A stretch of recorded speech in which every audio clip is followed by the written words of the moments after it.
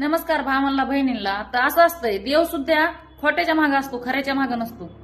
तो कष्ट करून खातोय, तो रात्रात जागतोय, तो कष्ट करतोय, तो कष्ट करून 2 रुपये कमीतोय, तो त्याच्या कुटुंब चालवतोय, तो त्याचे पण जीवाची काय ऐनचैन करीत असन किंवा नसन, पण त्याच माणसामागं का दुःख, त्याच माणसाला का अडचणी, तेच माणूस का दुःखाचा सामना करतं, त्याच माणसावर का संकट येतात.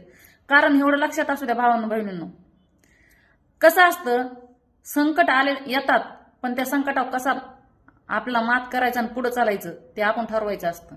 खूप संकट आपल्या जीवनात येणार, त्याच्याशिवाय देवाला सुद्धा देव बनवायचं म्हणलं त्याला पण काही घाव सोसावं लागतात, तेव्हा तो देव बनवतो आणि तेव्हा ते आपण त्याला मुंडकं टेकितो.